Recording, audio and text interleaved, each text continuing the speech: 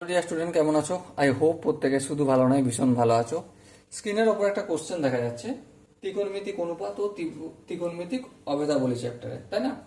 So প্রশ্নটা বলেছে, দেখো, ত্রিভুজ এবিসি এর অ্যাঙ্গেল বি 90 ডিগ্রি। সাপোজ মনে করো এটা হচ্ছে ত্রিভুজ, ঠিক আছে? এর এই বি কোনটা, এটা আমি বি নাম দিচ্ছি, এটা এ নাম দিচ্ছি, আর এটা এ বি সি। এইটা 90 ডিগ্রি। আবার কি বলেছে, দেখো, A B AB equal to half of AC। Okay, no problem. তাহলে দেখো, আমি এখানে একটা কাজ করি, এবি এর সঙ্গে এসিটা কি আছে, গুণ আছে, অপোজিট দিকে আসলে কি হয়ে যাবে, ভাগ। তাহলে AB by AC equal to half. আচ্ছা, জিজ্ঞাসা করেছে সিকোণের ভ্যালু কত। আচ্ছা, সিকোণটাকে আমি থিটা ধরছি। ওকে, হ্যাঁ। তাহলে থিটা কোণের সাপেক্ষে এর বিপরীত দিকে যে বাহুটা, সেটা কি হবে? অবশ্যই লম্ব হবে। আর 90 ডিগ্রির বিপরীত বাহু, এটা আমার অতিভুজ হবে।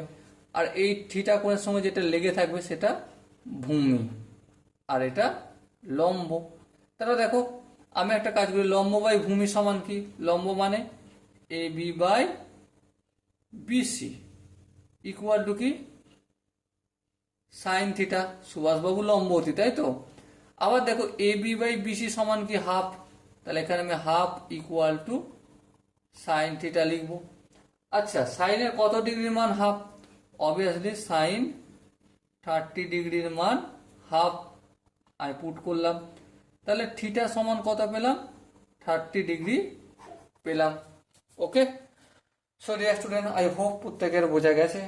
যদি বুঝতে কোনো জায়গায় অসুবিধা থাকে তো ডেফিনেটলি কমেন্টে অতি অবশ্যই জানিও। ওকে, সো ডিয়ার স্টুডেন্ট, দেখা হচ্ছে পরবর্তী সেশনে। ততক্ষণ পর্যন্ত ভালো থেকো, সুস্থ থেকো এবং জয় হিন্দ।